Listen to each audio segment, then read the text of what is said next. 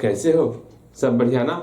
बिल्कुल आप अच्छे होगे। अगेन यहाँ देखो, आज हम लोग जो है भाषा पर आधारित सवाल को सीखने वाले, ठीक है, जिसमें हम लोग थोड़ा चक्रवृद्धि ब्याज पर भी आधारित सवाल को देखेंगे, क्या होता है क्या नहीं होता है, जिसमें मूलधन दर ये सब दिया हुआ है, कैसे करेंगे क्या करेंगे, ये सारी बातों को सीखेंगे। इसके बाद हम लोग जो है थोड़ा पहचानने सीखेंगे कौन हमारा एपी है कौन हमारा एपी नहीं, मतलब जो कि हम लोग सीख चुके हैं।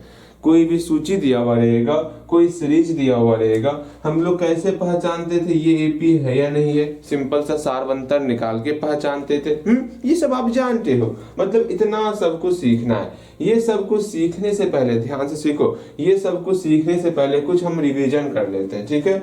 अब अपना सारा ज्ञानेंद्रिय, जितना भी ज्ञानेंद्रिय है आपका, सारा का सारा ज्ञानेंद्रिय यहाँ पर आप एकत्रित करोगे और ध्यान दोगे। देखो यहाँ पर फर्स्ट ऑफ ऑल हम लोग समांतर श्रेणी की बात करेंगे। समांतर श्रेणी अर्थात एपी में हम लोग क्या क्या देखे, हम लोग एपी को पहचानना सीखे। समांतर श्रेणी कौन होता है इसको हम लोग पहचानना सीखे। जैसे हम लोग के सामने यहाँ पर है 2, 4, 8 और 16। आप ये सोचोगे क्या ये जो सूची है क्या ये समांतर श्रेणी में है या नहीं है, ये कैसे पहचानोगे? तो आपको पता है भैया, हाँ, कोई भी समांतर श्रेणी होगा, इसको पहचानने के लिए हम सिंपल सा एक काम करते। क्या काम करते? हम लोग कॉमन डिफरेंस अर्थात सार अंतर को देखते। अगर सार अंतर मेरा सेम हो जाएगा तो वो हमारा समांतर श्रेणी में होगा, वो सूची समांतर श्रेणी में होगा।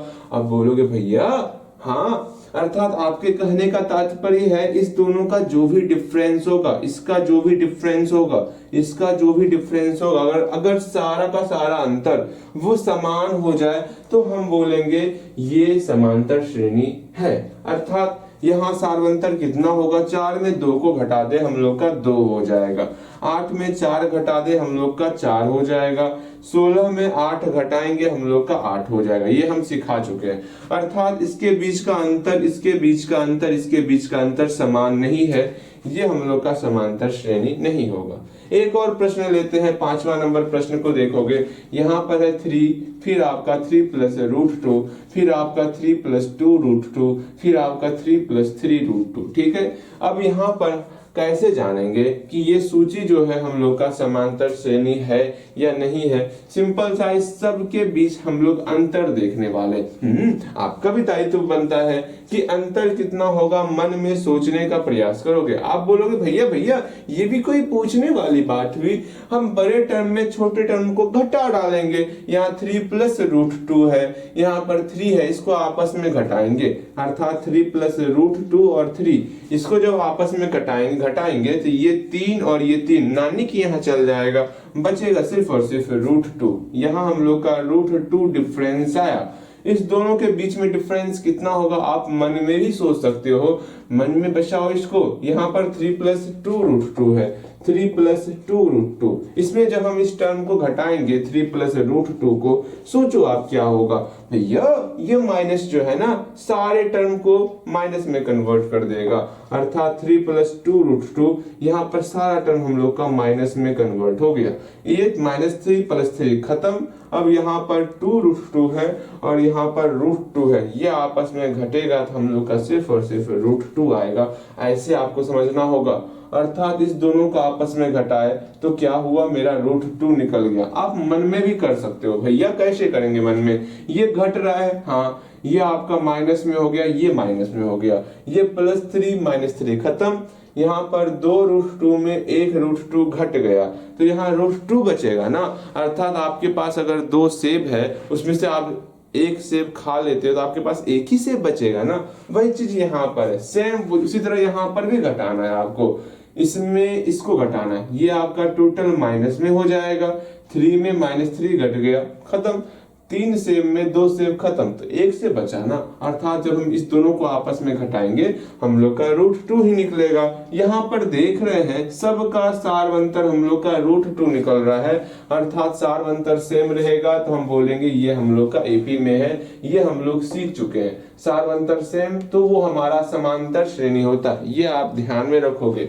अगर कोई भी एपी का हम कोई जनरल फॉर्म ले ले, जनरल फॉर्म ऑफ एपी का हम सामान्य रूप लेते हैं। क्या जनरल फॉर्म क्या होता है एपी का? भैया हम जानते हैं एपी का जनरल फॉर्म होता है A1, A2, A3, A4, ये हम लोग का एपी का जनरल फॉर्म होता है। और इसके बीच जो डिफरेंस होता है ना, इसको हम लोग D1 कहते हैं, फिर इधर D2 कहते हैं, इधर D3 कहेंगे, ये आप जानते हो। बस आपको एक छोटा चीज और ध्यान में रखना है, जो भी एपी का जनरल फॉर्म होता है ना, उसमें आप बस इतना ध्यान में रखोगे, प्रथम पद किसको कहेंगे, ए को हम लोग प्रथम पद कहते हैं, ठीक है। अगेन डी क्या होता है, डी हम लोग का सार्व अंतर होता है। एन क्या होता है, एनवा पद बोलेंगे, एन को क्या कहेंगे, एनवा पद बोलेंगे, ये ध्यान में रखोगे। और एन क्या होगा, पदों की संख्या होगी, ये आपको ध्यान में रखना है। उसके बाद एल क्या हुआ, एल हम लोग का अंतिम पद हो गया। और एस एन क्या हुआ, एस एन आपको नहीं सिखाए, फिर भी सीख लो। एस एन का मतलब एन पद तक योग करना होगा, ठीक है। अगर समझ में नहीं आए तो कोई बात नहीं, ये आगे सीखने वाले। ये सब कुछ आपको ध्यान में रखना है। ए क्या होता है किसी भी एपी में, ए क्या हुआ, डी क्या हुआ, एन क्या हुआ, एन क्या हुआ, एल क्या हुआ, एस एन क्या हुआ, ये सब आप ध्यान में रखोगे ना, ध्यान में बोलो हाँ या ना, बिल्कुल आप ध्यान में रखोगे। अगर यहाँ ध्यान दो, इसी सब चीज को हम निकालना आपको सिखा दिए है। जैसे हम यहाँ पर कोई एपी ले रहे हैं 6, 8, 10, 12, ये हम लोग कोई एपी ले लिए, ठीक है। यहाँ पर डॉट डॉट डॉट दिया हुआ है, अर्थात हम बोलेंगे इसे प्रथम पद कौन होगा, आप बोलोगे भैया प्रथम पद की बात कर रहे हैं, स्टार्टिंग टर्म यहाँ पर 6 है तो 6 हो जाएगा। ये जानकर बहुत अच्छा लगा।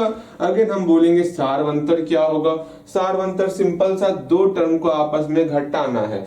8 में 6 को घटा दिए हम लोग का, 2 निकल गया, सार्वंतर 2 हो गया। अगर हम बोले n का वैल्यू कितना होगा, n होता क्या है, n हुआ हम लोग का पदों की संख्या। ऐसा बात है, इसमें कितना कितना कितना कितना पद है, देखते हैं 1 2 3 4 डॉट डॉट डॉट लगा हुआ, अर्थात यहाँ पर इन्फिनिटी आ गया। an क्या होगा, आप तुरंत बोलोगे भैया an का मतलब nवा पद होता है, यहाँ n का ही वैल्यू निश्चित नहीं है, an कैसे निकालेंगे, an हम लोग नहीं निकाल पाएंगे। क्यों नहीं निकाल पाएंगे, पहले आपको बताना होगा कौन से पद को निकालना है। n का वैल्यू यहाँ पता नहीं है, n का वैल्यू दोगे तो आपका an का वैल्यू निकलेगा। वैसे an का फॉर्मूला क्या होता है, a प्लस डी में मल्टीप्लाई करते हैं n से एक कम, n-1 से मल्टीप्लाई करते हैं, ये ध्यान में रखना, ओके ठीक है। अगेन L क्या हुआ, L आपका लास्ट टर्म होता है, अंतिम पद होता है। इसका अंतिम पद क्या है भैया, नहीं पता है इसका अंतिम पद क्या है, नहीं पता कोई बात नहीं। अगेन फिर मुझे ये बताओगे SN क्या होगा, SN भी आप नहीं निकाल सकते हो, बिकॉज n का वैल्यू निश्चित रहेगा तब ना। मुझे पता है यहां से लेकर के आपको कंफ्यूजन स्टार्ट हुआ, ये कंफ्यूजन दूर करते हैं। जैसे हम लोग जो है, सुनो ध्यान से समझना, जैसे हम कोई सूची ले रहे हैं, सीरीज ले रहे हैं 6, 8, 10, 12, यहाँ पर इस बार हम लोग डॉट डॉट डॉट का प्रयोग नहीं कर रहे हैं। अब मुझे बताओ इसमें n कितना हो जाएगा, तुरंत बोलो भैया हम है जॉइंट, हाँ ये बिजनेस माइंडेड है, हम तुरंत पहचान जाते हैं इसमें n का वैल्यू कितना होगा।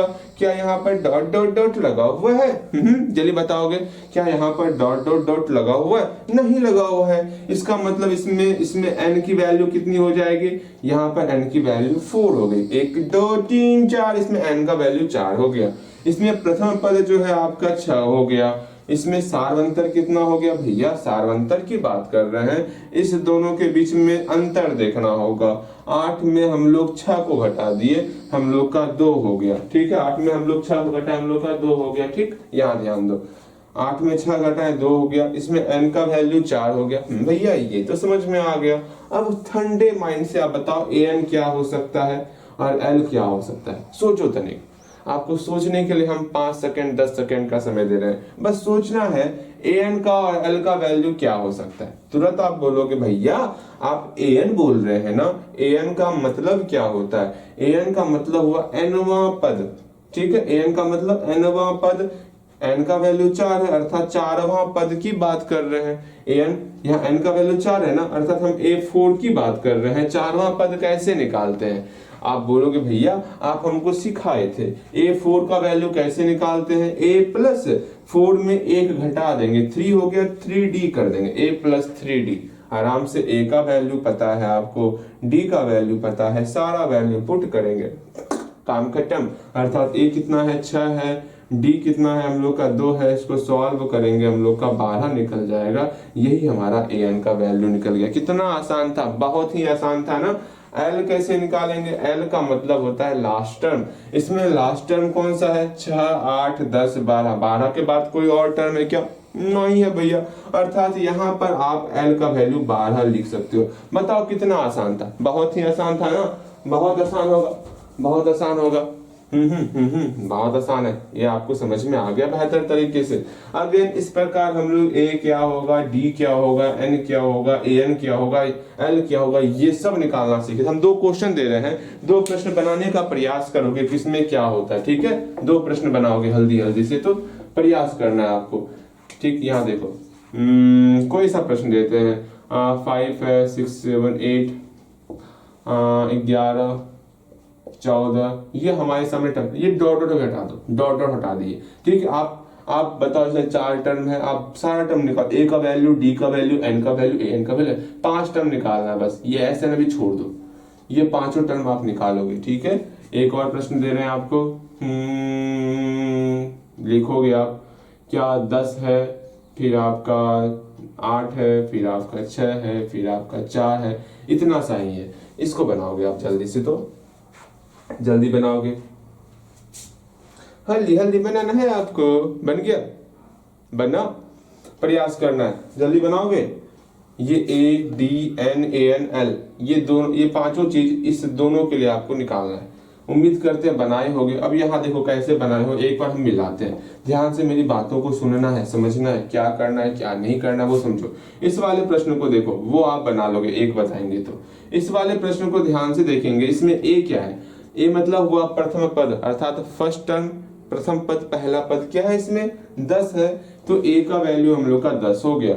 D क्या है, अर्थात सार्वंतर क्या है, इसमें सार्वंतर की बात करेंगे तो इधर 8 में 10 को हम लोग घटाएंगे। जैसे 8 में 10 को घटाते हैं, रिजल्ट आपका -2 आता है। यहाँ पर गलती किए होगे आप, ऐसा हमको लगता है। भैया बनाएंगे तब ना गलती होगा, सारे डाटों को तोड़ करके अपने पास रख लेंगे, ये बातें ध्यान में रखोगे आप, ठीक है। यहाँ देखो क्या करना है क्या नहीं करना है। 8 में 10 को घटाए हम लोग का -2 हो गया, अच्छी बात है। अगेन फिर क्या करना है, डी निकाल लिए। अब हम लोग एन का वैल्यू कितना है भैया, यहाँ पर जो है ना एन का वैल्यू हम लोग का 4 दिया हुआ है। अब हम लोग एक काम करेंगे, एन निकालना है ना, एन बराबर एन का वैल्यू 4 पुट कर लिए। अब सिंपल सा फॉर्मूला पुट करेंगे। A4 का फॉर्मूला क्या होता है, A प्लस 4 से 1 कम 3, फिर D से मल्टीप्लाई कर दिए।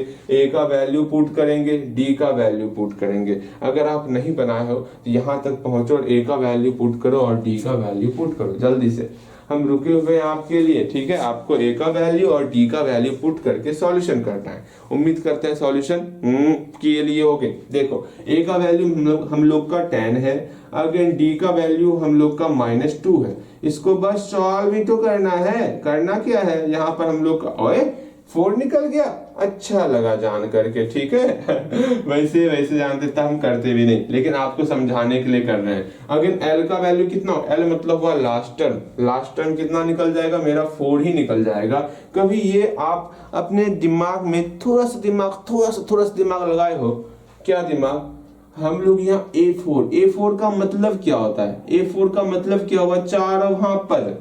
A4 का मतलब क्या, 4वां पद। अब अपना छोटा सा दिमाग लगाओगे ना, अब गिनोगे, पहला पद, दूसरा पद, तीसरा पद, चौथा पद। चौथा पद 4 ही है ना, रिजल्ट कितना आया, 4 आया। इतना करने की कोई आवश्यकता भी नहीं थी, हम लोग डायरेक्ट A4 बराबर 4 लिख लेते, ठीक है। लेकिन कोई बात नहीं, आपको जो है ये फॉर्मूले मुझे समझाने थे, इसलिए हम इतना किए। समझ में आ गया, बिल्कुल आपको समझ में आया होगा किस प्रकार हम A4 के फॉर्मूले को पुट करके यहाँ पर वैल्यू निकालते हैं। L का मतलब होता है अंतिम पद, इसमें अंतिम पद कौन है, 4 है, तो 4 लिख ली। ये सब कुछ हम लोग सीख चुके हैं, बोलो सीख चुके हैं ना, बिल्कुल। 1 2 3 4 5 चीज हम लोग निकालना सीखे। 5 चीज के बारे में आपको ध्यान में रखना है। A का मतलब होता है प्रथम पद, ये ध्यान में रखोगे, बिल्कुल। L का मतलब होता है अंतिम पद, ये भी आपको ध्यान में रखना है। D का मतलब होता है सार्वंतर, ये भी आप ध्यान में रखोगे। और n का मतलब होता है nवां पद। ये आपको ध्यान में रखना ही रखना है। n का मतलब क्या होता है, पदों की संख्या, पद कितना वो देखना। Sn का मतलब होता है n पदों का योग, n पदों का योग। ये आगे है टॉपिक, ये अभी आपके टॉपिक में नहीं है। बस इतना ही इस चैप्टर से आपको पढ़ना है। तो जल्दी से जितना हम लोग यहाँ लिखे उसको एक बार लिख लो आप। अगेन फिर आप कंफ्यूज कहाँ करते हो, तनिक हम उस पर विचार करेंगे।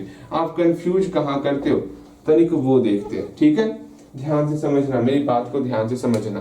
कंफ्यूजन कहाँ होता है आपको, पहली बात तो कहाँ कहाँ प्रॉब्लम आता है आपको, जब भी कोई सूची दिया हुआ रहेगा और आपसे पूछा जाएगा बताइएगा ये एपी में है या नहीं। जैसे यही सूची आपको दिया हुआ है, ठीक है, क्या है सूची, 1 स्क्वायर, 3 स्क्वायर, 5 स्क्वायर, 7 स्क्वायर। अब सूची देख करके आप मन को भारी कर लियो, भैया कैसे बनाएंगे, पहले सोचना है। हमारे प्रश्न में ये बोला गया है, हमारे प्रश्न में क्या बोला गया, फाइंड करने के लिए। अगर हमको फाइंड करने के लिए बोला जाए, ध्यान से समझना, कि पहले पता कीजिए कि ये एपी है या नहीं है। पहले ये पूछा जाए आपसे कि पता करना एपी है या नहीं है। अगर मान लो एपी हो गया तो आपको जो है देख लो यहाँ क्या क्या बोला गया है। पहले पूछा गया बताइएगा एपी है या नहीं है, ठीक है। फिर इसका सारवंतर ज्ञात कीजिए, ठीक है, सारवंतर ज्ञात कीजिए। अगेन फिर इसके बाद बोला गया आपको कि इसके 3 पद और लिखना है, मतलब 3 पद और लिखना है। ये 3 चीज आपको बोला गया है। अब दिया हुआ क्या क्या है, दिया हुआ है आपको सिर्फ ये सूची दिया हुआ है। अब यहाँ दिमाग लगाओगे, बोलोगे भैया एपी ज्ञात करने के लिए क्या किया जाए। सोचोगे, छोटे से दिमाग पर दिमाग लगाओगे, एपी ज्ञात करने के लिए क्या करोगे आप। तुरंत बोलोगे भैया एपी ज्ञात करने के लिए सारवंतर देखने के लिए सारवंतर है या नहीं है, हम लोग जो है क्या करते, सारवंतर बोलते हैं। एपी अर्थात समांतर श्रेणी है या नहीं है, हम लोग क्या करते, हम लोग सारवंतर निकालते हैं। हम एक बार फिर से बोलते हैं, ध्यान से मेरी बात को सुनना। हम ये बोले, हमारे प्रश्न में बोला गया है आप पता कीजिए कि ये एपी है या नहीं है। तुरंत बोलोगे भैया सर तो भारी हो गया, क्या करें। फिर से सुनोगे ध्यानपूर्वक, ये सूची दिया हुआ है, आपको बोला गया है क्या ये सूची जो है एपी है, सार एपी मतलब समांतर श्रेणी है, क्या ये आपका समांतर श्रेणी है या नहीं है। कैसे पता करोगे, सिंपल सा, हम आपको सिखाए हैं कोई भी समांतर श्रेणी है या नहीं है, ये पता करने के लिए हम लोग सिंपल सा सार व अंतर निकालते हैं, डी का वैल्यू निकालते हैं। तो आपको पहले समांतर श्रेणी पता करने के लिए पहले आपको सारवंतर निकालना होगा। तो पहला काम क्या है आपका, सारवंतर निकाल लोगे। जैसे ही सारवंतर निकालोगे, अगर सारा का सारा सारवंतर समान हो गया तो हम बोलेंगे वो हमारा एपी में है। तो पहला काम क्या है आपको, आपका पहला काम है D1 D2 ये निकालना। निकाल लोगे, जैसे ही D1 D2 D3 निकालेंगे तो हम लोग का एपी में है या नहीं ये पता चल जाएगा। जैसे ये पता चल जाएगा, इसका 3 पद और लिख लेंगे। ये सारी बातें आपको पता है, 1 2 3 4, यहाँ पर 4 पद तक दिया हुआ है। हम लोग 5वां पद, 6ठा पद, 7वां पद ये सब निकाल सकते हैं। ये 3 काम आपको करना होगा, ये बनाना है आपको। अब या सीख लो बेहतर तरीके से। हमारे फिर से हम बोल रहे हैं, एक बार फिर से चौथे नंबर प्रश्न को अच्छी तरीके से पढ़ लो आप जल्दी से। इसे चौथे नंबर प्रश्न को आप पढ़ोगे, एक बार पढ़ लिए होगे, ध्यान से देखो। इस चौथे नंबर प्रश्न को एक बार सिर्फ पढ़ लो, समझ में नहीं आए कोई बात नहीं, पढ़ लियो। हम समझाएं अभी ये इस प्रश्न में क्या दिया हुआ क्या नहीं दिया हुआ। एक बार खुद से आपको इस प्रश्न को पढ़ना है, उम्मीद करते हैं पढ़ लिए होगे। अब देखो यहाँ पर हमारे प्रश्न में क्या क्या कहा गया है। यहाँ बोला गया है कौन एपी है, पहले एपी ढूंढना है आपको। अगर मान लो एपी हो जाए, पहले ढूंढते ढूंढते अगर एपी हुआ तब आगे काम करना है। अगर एपी नहीं हुआ तो वहीं पर रफा दफा काम खत्म, कुछ नहीं करना है। ध्यान से, जैसे यहाँ पर देखो, पहले ढूंढना है कौन चोर है। अगर चोर मिल गया तब उसकी कुटाई अलग से की जाएगी। पहले ढूंढो तो सही चोर कौन है, हाँ समझ रहे हो। पहले ढूंढना है इसमें चोर कौन है, अर्थात इसमें एपी कौन है, समांतर श्रेणी इसको हम लोग हिंदी में बोलते हैं। इसमें समांतर श्रेणी कौन है, पहले ये ढूंढो तो सही। अगर मान लो समांतर श्रेणी हो गया, उसके बाद अब एक्शन करना है। इसको पुलिस के पास ले जाएंगे, चोर मिल गया उसको पुलिस के पास ले जाएंगे। लेकिन पुलिस के पास ले जाने से पहले उसकी मतलब उसको बिना खाना पीना खिलाए पिलाए उसका देह हाथ शरीर को मोटा कर देना है। पता है ना कैसे हम लोग उसके शरीर को हिष्ट पुष्ट बिना भोजन किए जो उसका शरीर कैसे लाल लाल फूल जाएगा, पता है ना वो क्या करते हैं हम लोग, बिल्कुल पता होगा। बिल्कुल वही काम यहाँ करना है। पहले हम लोग जो है समांतर श्रेणी ढूंढेंगे, समांतर श्रेणी कौन है, जैसे पता चल जाएगा ये हमारा समांतर श्रेणी है। अब उसके बाद हम लोग सार अंतर ज्ञात करेंगे। भैया पता है आपको, समांतर श्रेणी ढूंढते समय ही हम लोग का सारवंतर पता चल जाएगा। अच्छी बात है। जैसे ही समांतर श्रेणी ढूंढ गया फिर हमको सारवंतर ज्ञात करना था, डी का वैल्यू ज्ञात करना है। फिर उसके बाद जो है 3 और पद ज्ञात करना है। मेरे ख्याल से जो है क्वेश्चन समझ में आपको आ गया होगा। जैसे यहाँ ये प्रश्न आपके सामने है, ठीक है। पहले ढूंढते हैं कि ये हमारा समांतर श्रेणी है या नहीं है, ये ढूंढो। पहले समांतर श्रेणी ढूंढने के लिए आपको एक काम करना होगा। तो यहाँ पर एक काम करोगे, पहले आप D1 निकालोगे, फिर D2 निकालोगे। देखो ना, पहले D1 D2 D3, मतलब आपको D3 तक निकालना है, ठीक है। अगर तीनों सेम हो गया तो हम बोलेंगे ये हम लोग का समांतर श्रेणी है, ठीक है। निकालते हैं। D1 क्या हो जाएगा, इसमें इसको घटाएंगे, अर्थात 3 स्क्वायर में 1 स्क्वायर को घटाते हैं, कितना रिजल्ट आएगा वो बताओगे आप मुझे।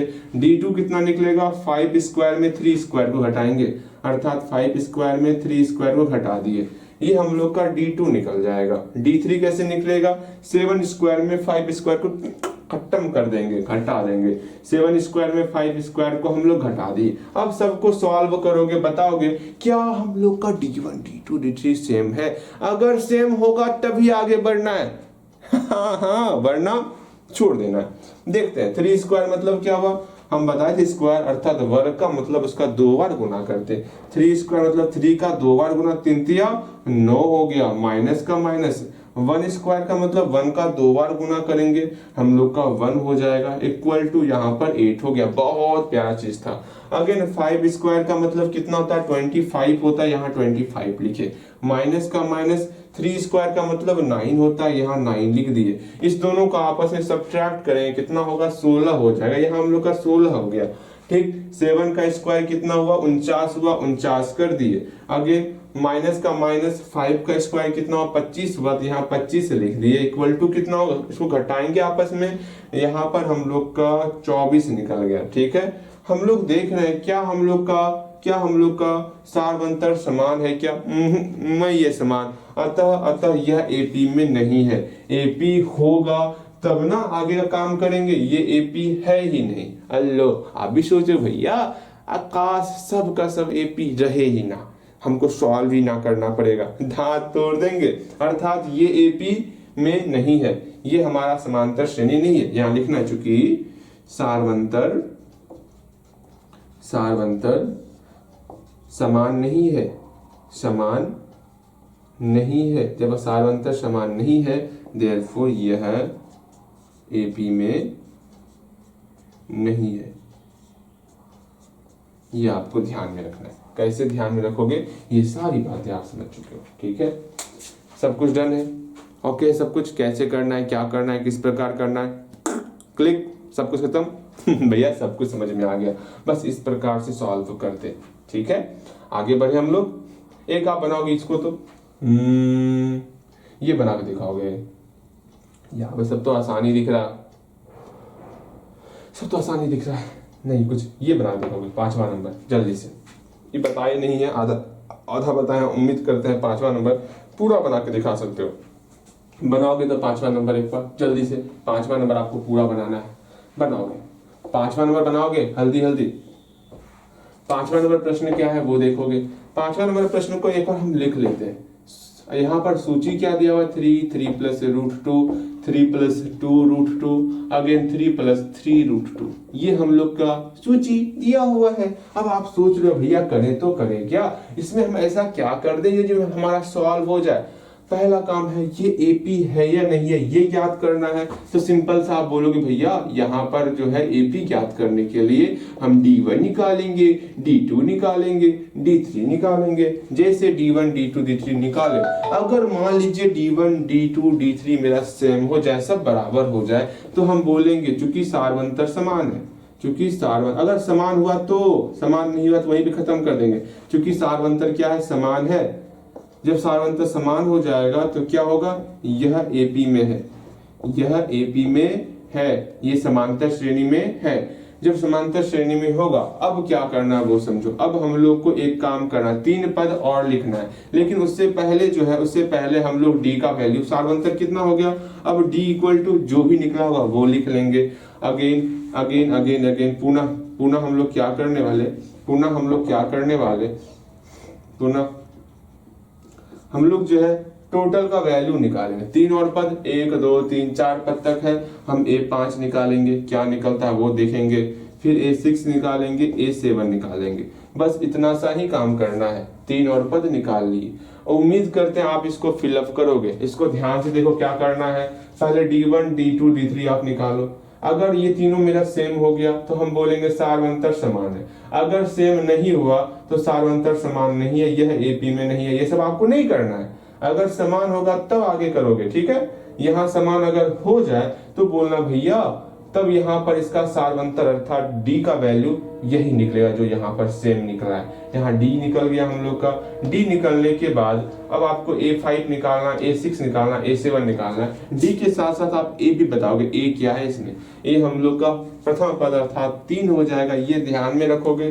A क्या होगा, मेरा 3 होगा। एक बार आप प्रयास करो, जल्दी से प्रयास करना है। हो गया, प्रयास कर लियो। बिल्कुल आप यहाँ तक पहुंच गए होगे, बना लिए होगे। यहाँ देखो क्या करना है क्या नहीं करना है। हम लोग जो है यहाँ पर पहले D1 D2 D3 निकाल लेते हैं। क्या हमें डरा रहा है बताओ, इतने बहादुर जो कभी डरते नहीं है, अपने तारीफ फ्री कर लेते, ठीक है। जो कभी डरते नहीं है, इन छोटी छोटी आवाजों से हम डर जाएंगे, लेकिन डर तो लगता है। यहाँ देखो दांत तोड़ देंगे, अपना नहीं, पता नहीं किसका, जो हमको डरा रहा है उसका, ठीक है। हाँ यहाँ देखो D1 क्या होगा, D1 सिंपल सा जो है इस दोनों का आपस में घटाएंगे। 3 प्लस √2 में हम लोग 3 को इसमें इसको घटा दिए, मेरा रिजल्ट हो गया इस 3 से ये 3 कट गया, हम लोग का √2 बचा। D2 कैसे निकालेंगे, इसमें इसको घटाएंगे, ठीक है। 3 प्लस 2√2 में घटाना है इसको, 3 प्लस √2 को घटाना है। सॉल्व करेंगे तो पहले इस माइनस को हटाएंगे, और माइनस तू जा घर जा, यहाँ रख क्या करेगा, तू घर जा। ये माइनस को हटाएं, माइनस को हटाने का तात्पर्य मतलब ब्रैकेट को हटाएंगे, इसका मतलब वह सब का सिंबल चेंज होगा, बिकॉज ब्रैकेट के बाहर माइनस है। ओके, -3 -√2 हो गया। यहाँ से ये और ये कट गया, हम लोग का यहाँ पर √2 आ गया। ये समझ में आया कैसे करते कैसे नहीं करते, बिल्कुल आपको समझ में आ गया होगा। अगेन फिर क्या करेंगे, यहाँ पर इस वाले में इसको घटाएंगे। 3 प्लस 3√2 में घटाना है, 3 प्लस 2√2 को घटाना है, कितना होगा वो देखो। सिंपल सा 3 प्लस 3√2 है ना, इसमें घटाते हैं, सबका सिंबल चेंज होगा। यहाँ पर 3 का सिंबल प्लस है तो माइनस में कन्वर्ट हो गया, यहाँ प्लस है तो माइनस में कन्वर्ट हो गया। बस इतना सा ही काम करते। अब क्या करेंगे, इससे ये कट जाएगा, 3√2 में 2√2 घटा दिए, हम लोग का √2 निकल गया। सिंपल सा काम करते, यहाँ पर √2 है, यहाँ पर √2 है, यहाँ पर √2 है। क्योंकि सारा का सारा सार्वंतर हम लोग का सेम हो रहा है, सबका सब सार्वंतर हम लोग का सेम हो रहा है। इसका मतलब क्या हुआ, सार्वंतर समान है, यह AP में है, ये हमारा AP में हो गया। AP में जैसे हो जाएगा आप आगे बनाए होगे। सार्वंतर कितना निकल गया, √2 ना, √2 हमारा सार्वंतर है और A का वैल्यू 3 है, ये आप बना सकते हो। A5 कैसे निकालना है, A6 कैसे निकालना है, A7 नहीं बनाए पहले बनाओगे, अगर नहीं बनाए पहले बनाओगे, अगर नहीं बनाए तो पहले बनाओगे जल्दी से। अच्छा तूफान चल रही है, यहाँ देखो। हाँ बनाओगे इसको। A5 कैसे निकालेंगे, A5 का मतलब होता है A + 4D, A6 का मतलब होता है A + 5D, A7 का मतलब होता है A + 6D। ये हम आपको बताए हुए हैं, बेहतर तरीके से बताए हुए हैं, इसमें तो कोई समस्या ही नहीं होना चाहिए आपको। अब एक काम करो, सबका वैल्यू पुट किए होगे। A का वैल्यू कितना है 3, तो 3 प्लस का प्लस 4 गुना D का वैल्यू √2, तो यहाँ √2 पुट कर दिया, अर्थात रिजल्ट हो गया 3 + 4 √2 बन गया। और क्या करना है, A का वैल्यू है 3 प्लस 5 गुना D का वैल्यू √2, यहाँ √2 आ गया, अर्थात 3 + 5 √2 हो गया। बस इस प्रकार ही बनाते। अगेन यहाँ पर A का वैल्यू है 3 प्लस का प्लस 6 गुना d का वैल्यू √2, यहाँ √2 दिया अर्थात 3 + 6 √2 हो गया। बस इतना दूर ही आपको आना है। सबका इस प्रकार बनाओगे, इस प्रकार सबको बनाओगे। एक और प्रयास करोगे 6 नंबर का। क्या करना है आप खुद प्रयास, ये हम नहीं बताएंगे।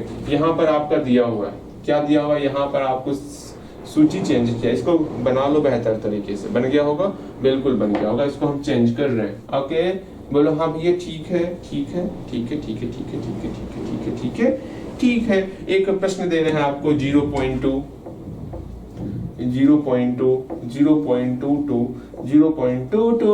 बनाओगे तो इसको जल्दी से, इसको बनाओगे तो बन गया होगा। जल्दी बनाओगे आप, एक और प्रयास जरूर करोगे। प्रयास करो प्रयास करो प्रयास करो जल्दी से। हो गया ना, बिल्कुल हो गया। हम लोग d1 कैसे निकालेंगे, हम लोग d1 कैसे निकालेंगे भैया, d1 इसमें इसको घटाते हैं। 0.22 में घटाएंगे 0.2 को, घटाने आता है ना। 0.22 में घटाना है 0.2 को, पॉइंट के नीचे पॉइंट लिखते हैं। 0 इस साइड 0.2 है ना, 0.2 लिख लिया। ऐसा मत कर देना भैया 0.22 है, इसमें घटाना है 0.22 ना, यहाँ 0.2 यहाँ लिखना, गलत हो जाएगा। हमेशा दशमलव के नीचे दशमलव लिखेंगे, ये समझना है। अब इसको घटाना है, घटाते हैं। 2 में यहाँ कुछ नहीं, 0 लगा दिया। 2 में 0 गया, 2 हो गया। 2 में 2 गया 0, अर्थात 0.02 हो गया, 0.02 हो गया। अब क्या d1 निकल गया, अब d2 निकालेंगे। इसमें इसको घटाएंगे। 0.222 में 0.22 को घटाना है, देखते हैं कितना निकलता है। पहले घटाएंगे, रफ में घटाओ इसको। क्या है 0.222 में 0.22 को घटाना है। जल्दी घटाओगे तो कितना होगा वो देखो। यहाँ कुछ नहीं है, 0 लगा दिया। 2 0 0.0 अर्थात 0.002। अब आगे टर्म ही नहीं है तो d3 आपको नहीं लिखना है। क्या आपका सार्वंतर समान दिख रहा है क्या? नहीं भैया, सार्वंतर तो समान नहीं है, क्योंकि सार्वंतर समान नहीं है। सार्वंतर समान नहीं है। जब सार्वंतर समान नहीं है तो ये आपका AP में नहीं है, यह AP में नहीं है। ठीक है, AP में नहीं है। सिंपल सा, ये कुछ नहीं करना आपको, नीचे कुछ नहीं करना, नीचे आपका कुछ नहीं होगा, बस यहीं तक कंप्लीट, यहीं तक, ये सब कुछ नहीं होगा आपका।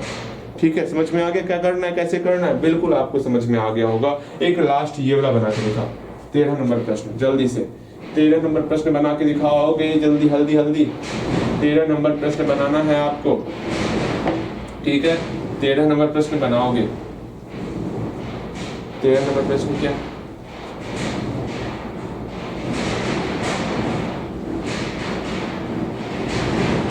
आते निकालते, यहाँ ध्यान दो, सारी समस्याएं खत्म।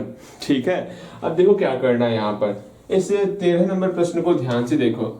क्या है, √3 है, √6 है, √9 है, √12 है। अब ये बताओ, क्या ये आपका AP में है? पहले ये पता करो। आप कैसे पता करोगे? सबके बीच का आप सार्वंतर निकालोगे।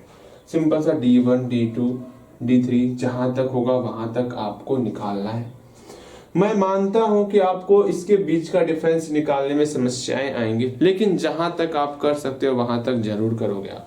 ठीक है, जल्दी से बनाओगे तो उम्मीद करते हैं बना लोगे। बन गया? बिल्कुल बन गया होगा। सिंपल सा हमको D1 निकालना है ना, इसके बीच का अंतर। ठीक है, आराम से बाद वाले संख्या में पहले वाले संख्या को घटाएंगे। A2 - A1 करते हैं तो √6 - √3 करेंगे। इसको आपस में घटाना है। भैया ये तो घटेगा ही नहीं, कोई बात नहीं, जो घटेगा उसको घटाएंगे। इस दोनों को आपस में घटाते हैं। √9 - √6, क्या ये आप घटा सकते हो? √9 का वैल्यू कितना होता है? 3 होता है। 3 माइनस यहाँ पर √6 आ गया। ठीक है, अच्छा लगा। अगेन D3 वैल्यू कितना होगा? इसमें इसको घटाएंगे। √12 में जो है √9 को घटाएंगे। कितना आ जाएगा √12 का वैल्यू? भैया जी करीबन 2√3 होगा, माइनस √9 का वैल्यू 3 हो जाएगा। कभी भी ये तीनों आपका बराबर नहीं हो रहा, बिल्कुल बराबर है ही नहीं। जब बराबर ही नहीं है तो हम बोल देंगे सार्वंतर समान नहीं है। अगर आपको तनिक भी प्रॉब्लम हो रहा है तो आप एक काम कर सकते हो, √6 का अलग से वैल्यू निकाल सकते हो। आपको वर्गमूल सिखाया हुआ है, उस वर्गमूल का सहारा ले सकते हो। आराम से √6 का वैल्यू यहाँ पुट करोगे, √3 का वैल्यू यहाँ पुट करोगे। उतना करने से हमें नहीं लगता आपको फायदा है, झूठ मूठ का परेशान हो जाओगे। बस हम लोग यहाँ मौखिक ही देख रहे हैं, कभी भी √6 में √3 को हम घटा दें तो कभी भी आपका जो है इसके बराबर नहीं हो सकता कि हाँ 3 में √6 घटा रहे, कभी भी इसके बराबर नहीं होगा। ठीक है, ये सारी बातें समझने वाली आप समझ जाओगे। ठीक है, अधिक से अधिक आप करना चाहोगे तो हम लोग ये लिख सकते हैं √6 माइनस √3। इस सब को हम लोग जो है ना, इस सब को हम लोग √3 के फॉर्म में कन्वर्ट कर सकते हैं, ये हम लोग कर सकते हैं। ठीक है, तो उतना करने की भी आवश्यकता नहीं, हम लोग को यहाँ पता चल ही रहा है कि ये आपका सार्वंतर समान नहीं है, सिंपल सा इतना ही रहने देना। ठीक है, √6 माइनस √3 रहने देंगे। √9 का वैल्यू जानते थे तो पुट कर दिए, माइनस √6 कर दिए। अगेन √12 का वैल्यू नहीं जानते तो छोड़ देना, √12 ही रहने देना। भैया जी √12 ही रहने देना आप। √9 का वैल्यू 3 होता है, 3 लिख दिए। क्योंकि सबका सार्वंतर सेम नहीं है इसलिए यहाँ पर लिखना है आपको सार्वंतर समान नहीं है। जब सार्वंतर समान ही नहीं है तो यह एपी में नहीं होगा। समझ में आ गया, एपी में नहीं होगा। बस इतना ही आपको करना होगा। ठीक है, बस नीचे और कुछ नहीं बनाना है। इस तरह आप पूरा बनाओगे 4 नंबर प्रश्न। चलो हम लोग बारी बारी से पहले नंबर प्रश्न को देखते हैं। बस अपना ध्यान आप यहाँ पर लगाओगे और कहीं नहीं। ठीक, चलो इसमें क्या हो गया, अरे रे रे, कोई बात नहीं, इसको कंप्लीट करेंगे तभी क्लास बंद होगा आपका, भले ही समय पूरा हो जाए। अगेन यहाँ देखो, समझो, जानो क्या करना है क्या नहीं करना है, इन सारी बातों को हम लोग डिस्कस करेंगे। ठीक है, ध्यान से समझना है बस आपको। हम लोग जो यहाँ देख रहे हैं, पहले आपका काम होना चाहिए इस पहले प्रश्न में जो ये 3rd नंबर दिख रहा है आपको, पहला काम इसको सिर्फ पढ़ो आप बेहतर तरीके से। जल्दी इस 3रे नंबर प्रश्न को सिर्फ आप पढ़ो बेहतर तरीके से। उम्मीद करते हैं इसको आप पढ़ लिए होगे। पढ़ लियो इसको, यहाँ से लेके यहाँ तक पढ़ लियो। भले ही समझ में आए नहीं आए उससे कोई मायने नहीं, सिर्फ आप उसको पढ़ो पहले। देखो यहाँ पर 3रा नंबर प्रश्न को जब आप पढ़े होगे, जरूर आप पढ़े होगे, इस प्रश्न में क्या कहा गया क्या नहीं कहा गया पहले ये देखते हैं। ठीक है, मेरे साथ प्रश्न को पढ़ो। प्रत्येक मीटर की खुदाई के बाद एक कुआं खोदने में आई लागत। एक कुआं हम लोग खोद रहे, एक बहुत प्यारा सा कुआं खोद रहे। लीजिए हम कुआं खोद दिए, ठीक है। जबकि प्रथम मीटर खुदाई की लागत 150 रुपए है। मान लो यहां से लेके यहां तक 1 मीटर है। इस 1 मीटर अगर हम कुआं को खोदते हैं तो हम लोग को कितना रुपए खर्च होता भैया, यहाँ पर जो है ना हम लोग को खर्च होता है 150 रुपए खर्च होता है। ठीक है, उसके बाद में प्रत्येक मीटर की खुदाई के बाद लागत जो है 50 रुपए बढ़ती जाती है। इसके बाद अगर हम सेकेंड मीटर, इसके बाद फिर 1 और मीटर अगर हम लोग खुदाई करेंगे, टोटल अगर 2 मीटर हम लोग खुदाई किए, इसमें हम लोग को कितना लागत लग जाएगा। स्टार्टिंग का 150 रुपए और फिर जो है ध्यान से समझना, मेरी बात को ध्यान से समझना। अगर आप समझ जाओगे बेहतर तरीके से समझ जाओगे। एक बार हम फिर से समझाने का प्रयास करते हैं। ध्यान से देखो हम क्या कहना चाह रहे हैं। मेरे ख्याल से आप समझ नहीं पा रहे हो। ये कुआं है, ठीक है, ये कुआं है। ओके भैया, ये कुआं हो गया बेहतर तरीके से, ये कुआं हो गया। यहाँ से 0, यहाँ से 1 मीटर हो गया, ये आपका 2 मीटर हो गया, ये आपका 3, ये आपका 4, इस तरह आपका मीटर बढ़ते चलेगा। ठीक है, अगर 1 मीटर, ये सब आपका मीटर में है, ये किस में है आपका मीटर में है, ये ध्यान में रखना। अगर हम लोग 1 मीटर कुआं खोदते हैं तो हम लोग को कितना खर्च पड़ता है, 150 रुपए खर्च पड़ता है। ठीक है, अगर हम लोग यहाँ से लेके यहाँ तक 2 मीटर तक कुआं की खुदाई करते हैं तो हम लोग को 150 रुपए तो देने ही होंगे। साथ ही साथ जो है एक्स्ट्रा हम लोग को जो है 50 रुपए पेड करने होंगे, ये आपको ध्यान में रखना। फिर देखो, फिर 3 मीटर अगर हम कुआं की खुदाई करते हैं तो हमको जो है 2 मीटर की खुदाई करने में जितना भी खर्च आया वो तो रुपए देने ही होंगे। साथ ही साथ हमको कितना देना पड़ेगा, 50 रुपए और अधिक देना पड़ेगा। पहले निकाल तो ले, 2 मीटर की खुदाई करने में कितना खर्च हो रहा है। 150 प्लस 50 कितना हो गया भैया, 200 रुपए हो गया। अच्छा लगा जान करके। अब 200 में 50 रुपए और ऐड हो जाएगा। ये समझ में आ रहा है क्या? ये आपको समझ में आ रहा है क्या? ये आपको समझ में आ रहा है? बिल्कुल आपको समझ में आ रहा होगा। अर्थात यहाँ पर 250 रुपए हो गए। एक बार फिर से समझोगे मेरे बात को, हम क्या कहना चाह रहे हैं, ध्यान से समझना है। एक कुआं था, कुआं को हम लोग को खोदना है। ठीक है, 1 मीटर तक अगर हम लोग कुआं को खोदते हैं तो हम लोग का 150 रुपए पेड करना होता है। अच्छा लगा जान के। अब जैसे जैसे हम लोग आगे बढ़ते चलेंगे वैसे वैसे हर एक मीटर पर 50 रुपए इंक्रीज होते चलेगा। अब 1 मीटर के बाद हम लोग टोटल 2 मीटर जो है कुआं को खोद रहे हैं, तो हम लोग का 150 रुपए तो लगेंगे ही लगेंगे, साथ में और हम लोग का 50 रुपए ऐड हो गया, अर्थात 200 रुपए देना पड़ रहा है। फिर उसके बाद अगर हम लोग 3 मीटर तक कुआं को खोद रहे हैं तो 2 मीटर तक खोदने में 200 रुपए लगा और मेरा 50 रुपए बढ़ जाएगा, अर्थात 250 रुपए हो जाएगा। चौथे मीटर में 250 तो लग ही रहा है 3 मीटर तक करने में, और मेरा 50 रुपए बढ़ जाएगा, अर्थात 300 रुपए हो जाएगा। अर्थात यहाँ पर देयरफॉर सूची क्या तैयार हो गई, हम लोग का सूची तैयार हो गया। सूची में ध्रुवकार होता है, सूची हम लोग का तैयार हो गया। क्या सूची तैयार हो गया? 150 रुपए, फिर 200 रुपए, फिर आपका 250 रुपए, ये हम लोग का सूची तैयार हो गया। जैसे ही सूची तैयार हो गया बस, और करना क्या है, इतना सा ही काम करना है। ठीक है, बस हो गया हो गया हो गया हो गया, बस यही काम करना है। अब ये देखो, क्या ये हमारा एपी में है? जल्दी देख लो आप, क्या ये एपी में है? देखते हैं। सिर्फ यही चेक करना था ना, पहला प्रश्न हेडिंग तो हम दिमाग से ही निकल गया, सिर्फ यही चेक करना था ना कि एपी में है कि नहीं है।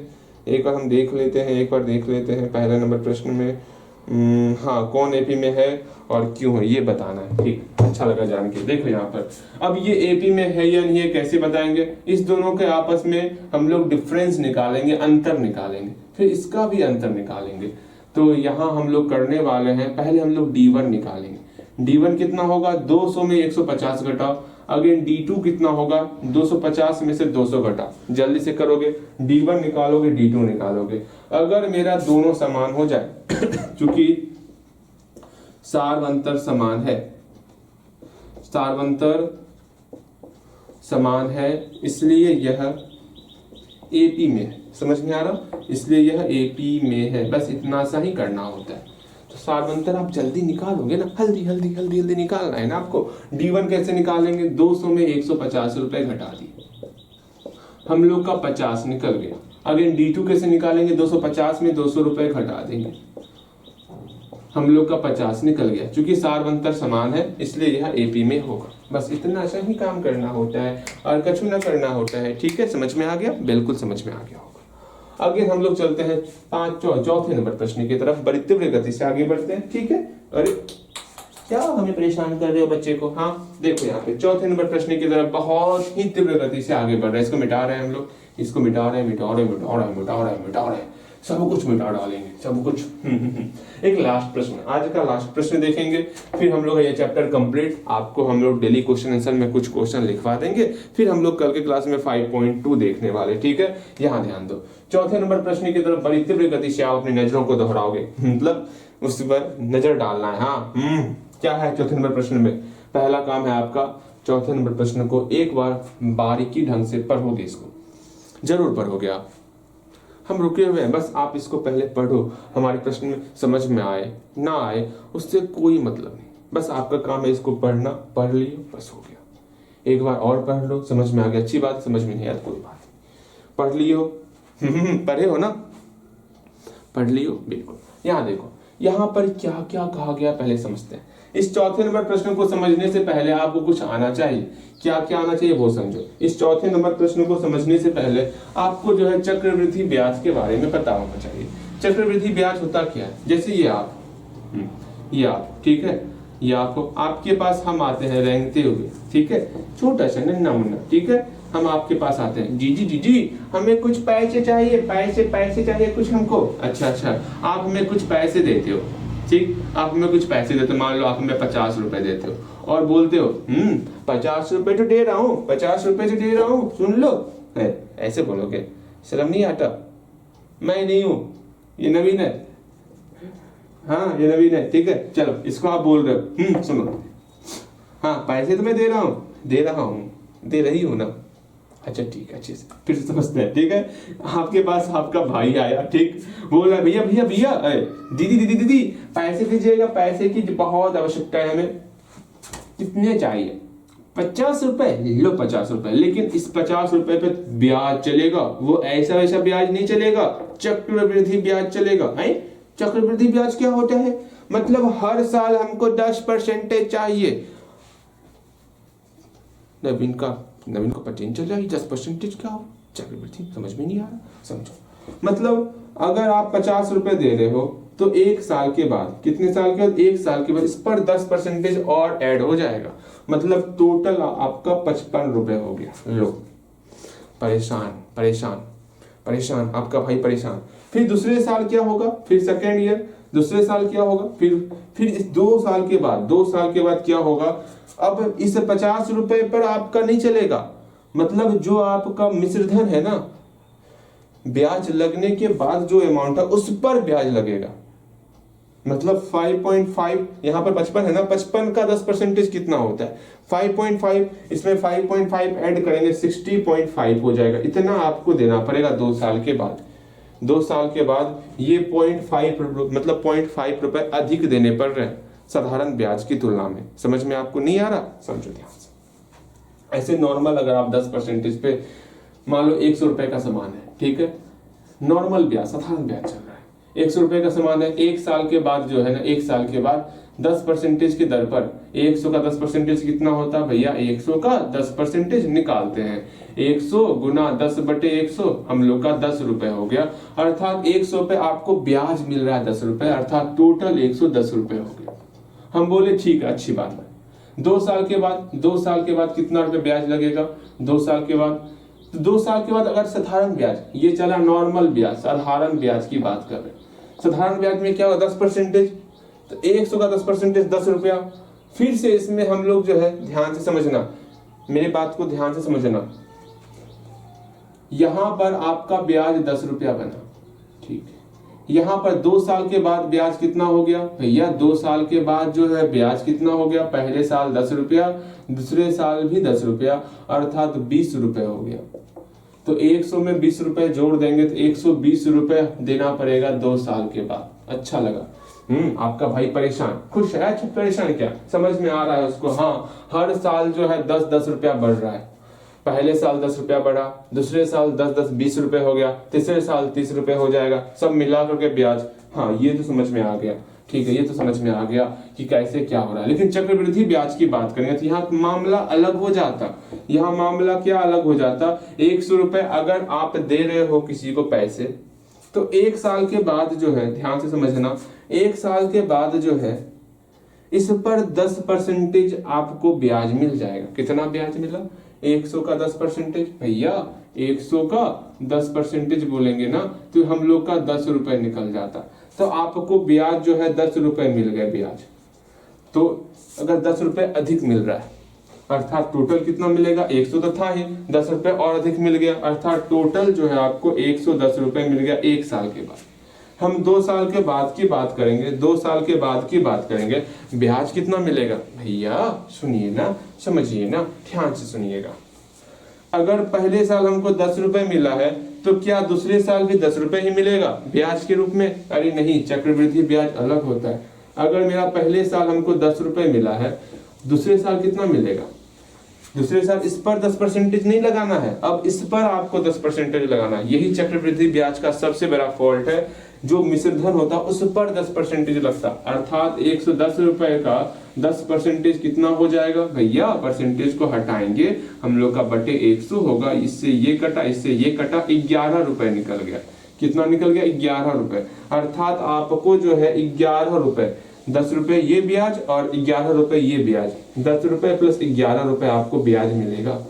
टोटल ब्याज कितना मिल गया, 10 10 20 21 रुपए, अर्थात 21 रुपए एक्स्ट्रा रुपए मिल रहा है। पहले से कितना रुपए था आपके पास, 100 रुपए, 100 पे 21 रुपए अधिक मिल रहे हैं, अर्थात 2 साल के बाद आपको 121 रुपए मिले, 1 रुपए ज्यादा मिल रहा है चक्रवृद्धि ब्याज में। ये होता है अंतर। अगर समझ में नहीं भी आया तो कोई बात नहीं, तो इतना समझना, साधारण ब्याज की तुलना में चक्रवृद्धि ब्याज में ज्यादा रुपए मिलते हैं, ठीक है। अब जब भी अपने छोटे भाई को बड़े भाई को पैसे देना हो ना, सीधा बोलना अब चक्रवृद्धि ब्याज मिलेगा आपको। हाँ, ऐसा वैसा नहीं मिलता, चक्रवृद्धि ब्याज लगता। यहाँ 1 रुपए की फायदा नहीं चाहिए हमको, दुगुना चाहिए। कोई नहीं लेगा आपसे पैसे। फिर यहाँ देखो, ध्यान से समझना है, चौथे नंबर प्रश्न को ध्यान से समझो।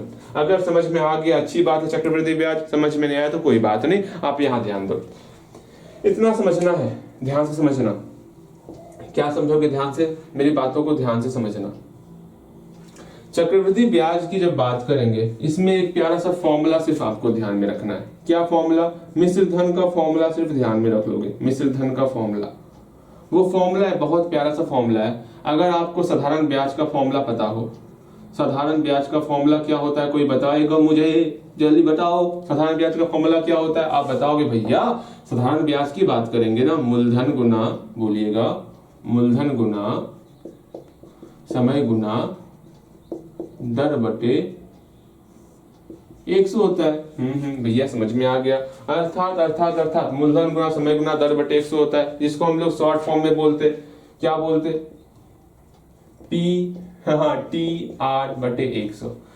लेकिन आप याद कैसे किए हो? मूलधन गुना दर गुना समय बटे 100 एक ही बात है, उल्टा पुल्टा करेंगे कुछ। लो आपके लिए जो आप याद किए हो वही लिख देते। आप लोग जो हो ना परेशान करके रख देते हो। अब ये याद किए हो ना, देखो मूलधन गुना दर गुना समय बटे 100, आप ऐसे याद किए हो? लो ऐसे ही लिखो ये दोनों एक ही चीज है। अर्थात इसको शॉर्ट फॉर्म में कैसे याद किए हो आप? साधारण ब्याज का मतलब सिंपल इंटरेस्ट होता है, आपको पता होगा। मूलधन का मतलब पी होता है, इसको शॉर्ट फॉर्म में कहते हैं। दर को हम लोग आर कहते हैं, समय को हम लोग टी बोलते हैं, बटे 100।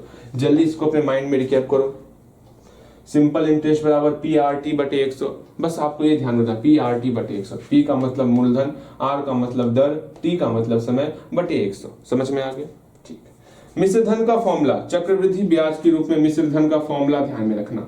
चक्रवृद्धि ब्याज की बात करेंगे, चक्रवृद्धि ब्याज की बात करेंगे, मिश्र धन का फॉर्मूला क्या होता है? सेम वही फॉर्मूला होगा। क्या फॉर्मूला होगा? पी, बोलिएगा मेरे साथ, पी आर टी बटे 100, यही फॉर्मूला है। पी आर टी बटे 100, बट यहाँ पर 1 जोड़ना होता है। यही हम लोग का मिश्र धन का फॉर्मूला होता है चक्रवृद्धि ब्याज पर। ये आप ध्यान में रखोगे, याद कर लोगे। क्या बोले फिर से समझो, एक बार और लिखते हैं। क्या बोले? पी आर टी बटे 100, बस इसमें 1 जोड़ना होता है। एक बार फिर से, पी आर टी बटे 100, इसमें 1 जोड़ना होता है। अच्छा लगा जान के? ठीक है, अच्छा ही लगेगा आपको जान के। अब सिंपल सा कैसे बनाना है वो सीख लो। समय तो बहुत ज्यादा हो गया मान रहे हैं, लेकिन सीखो अच्छे तरीके से। खाते में प्रत्येक वर्ष का मिश्र धन, ठीक है, खाते में प्रत्येक वर्ष का मिश्र धन की बात करनी, आपको मिश्र धन की बात करनी। जबकि 10,000 रुपए की राशि 8% वार्षिक दर से चक्रवृद्धि ब्याज पर जमा की जाती है। आपको दिया हुआ क्या क्या है? 10,000 रुपए आपको मूलधन दिया हुआ है। यहाँ पर क्या क्या दिया हुआ है? आपको मूलधन अर्थात पी का वैल्यू दिया हुआ है। मूलधन अर्थात पी का वैल्यू दिया हुआ है। पी कितना दिया हुआ है? 10,000 रुपए आपको दिया हुआ है। जो दिया है पहले लिख लो। अगेन फिर हम लोग को 8% दर दिया हुआ है। दर अर्थात जिसको हम लोग आर से डिनोट करते, 10% दिया हुआ है। ठीक, उसके बाद जो है टाइम नहीं दिया हुआ है। ठीक, तो यहाँ लिखते हैं प्रथम वर्ष अर्थात टी का वैल्यू हम लोग को 1 लेना है। अच्छा ले लेंगे, टी स्मॉल ले या कैपिटल लो? टी कैपिटल ले, आपकी इच्छा। प्रथम वर्ष के लिए क्या करना होगा? मिश्र धन कितना होगा? मिश्र धन कितना होगा वो लेते हैं। प्रथम वर्ष के लिए मिश्र धन कितना होगा? सिंपल सा फॉर्मूला पुट करेंगे। क्या फॉर्मूला हो जाएगा? आप बोलो पी आर टी बटे 100, यहाँ 1 जोड़ेंगे। टी का वैल्यू कैपिटल है स्मॉल है? आप बताओ। अगर टी स्मॉल होगा तो यहाँ स्मॉल टी लिखो। आपकी इच्छा है, आपकी इच्छा पर सब कुछ डिपेंड करता है। ओके, समझ में आ गया कैसे क्या कर रहे हैं? ठीक है। अगेन यहाँ देखो, पी का वैल्यू कितना है? भैया पी का वैल्यू 10,000 है, यहाँ 10,000 पुट करोगे। आर का वैल्यू 10% पुट करना है। टी का वैल्यू पुट करो, बनाओगे। जल्दी बनाओगे तो जल्दी बनाओ। हेलो, यहाँ ध्यान दो, क्या बोल रहे थे? हाँ, पी का वैल्यू पुट करो, आर का वैल्यू पुट करो, टी का वैल्यू पुट करो। टी का वैल्यू मेरा बनना है, इस सब का वैल्यू पुट करो, आप निकालोगे। ठीक है। अगेन फिर क्या करना है? ये निकाल लोगे। फिर द्वितीय वर्ष के लिए निकालना है। द्वितीय वर्ष अर्थात टी का वैल्यू जब 2 लोगे, उस कंडीशन में मिश्र धन कितना हो जाएगा वो आप निकालोगे।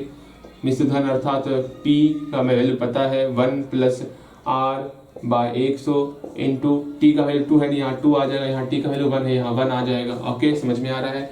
ठीक है। अगेन तृतीय वर्ष के लिए, तृतीय वर्ष के लिए टी का वैल्यू मेरा 3 आ गया। हाँ भैया ठीक है, आराम से फॉर्मूला पुट करोगे। क्या होगा फॉर्मूला? मिश्र धन बराबर PRT बटे 100, यहाँ 1 जोड़ना, टी का वैल्यू 3 है, यहाँ 3 आ जाएगा। बनाओगे जल्दी से, सबका वैल्यू निकालो।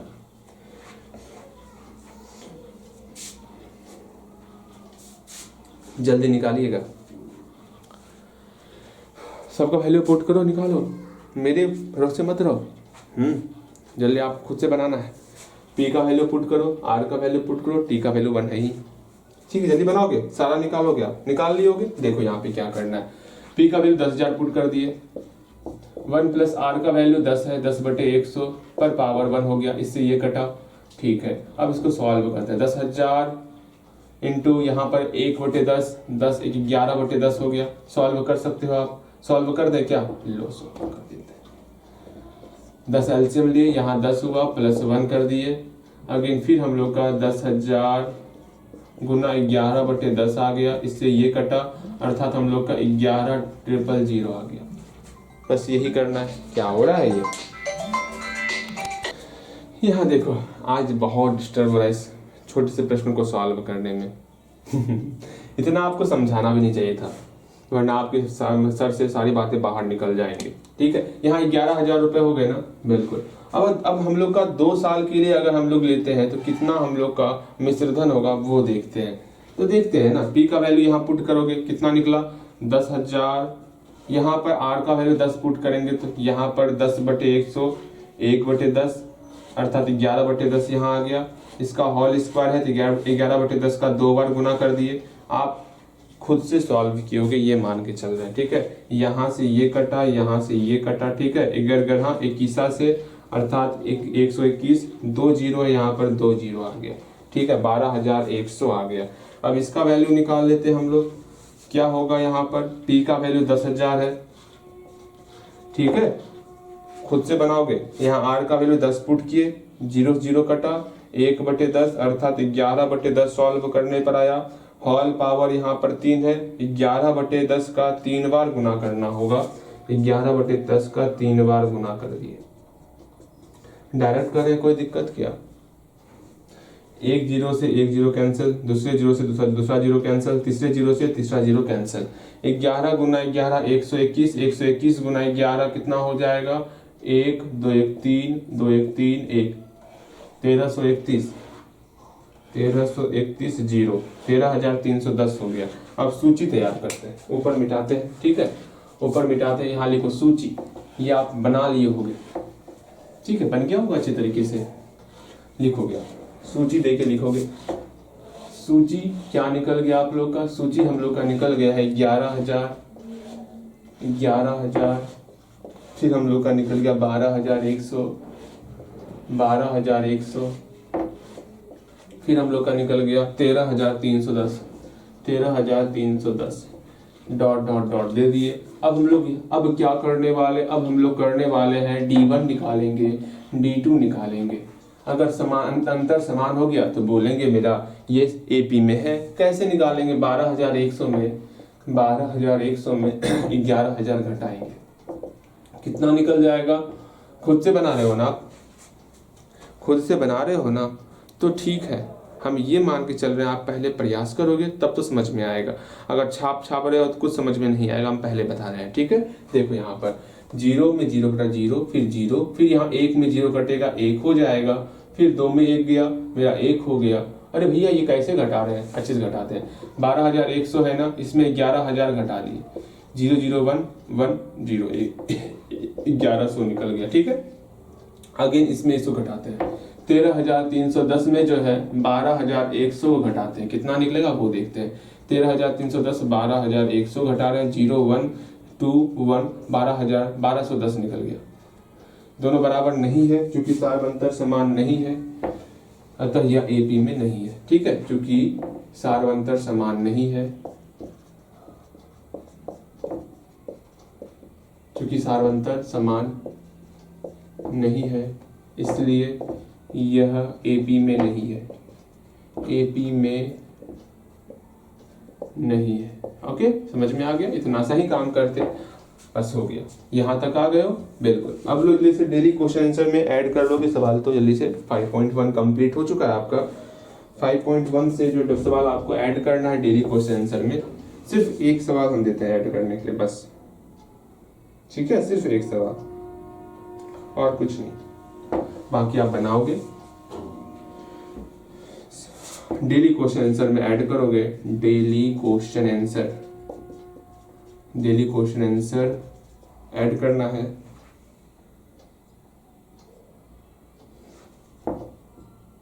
एक दो सवाल देते हैं। पहला नंबर क्वेश्चन लिखोगे 5.1 का, एक नंबर का, दो नंबर है, ये दो नंबर ऐड कर लो। फिर आपका 5.1 का ही एक नंबर का चार नंबर। बस ये दो क्वेश्चन आपको रिवीजन करते रहना है, बस और कुछ नहीं। 5.1 का एक नंबर का दो नंबर और एक नंबर का चार नंबर। दो नंबर है आपका बेलन वाला, चार नंबर है आपका ये चक्रवृद्धि ब्याज वाला। ये आपको डेली क्वेश्चन आंसर ऐड कर लेना, बस आप कुछ बनाओ या ना बनाओ, बस वो दो क्वेश्चन डेली क्वेश्चन आंसर बनाते रहो, आपका भला हो जाएगा। ठीक है, बस इतना ही रखते हैं आज। थोड़ा सा क्लास लंबा हो गया, कोई बात नहीं। आज हम सोचे थे कम ही क्लास करेंगे, लेकिन पता नहीं। ठीक है, मिलते हैं अगले क्लास में।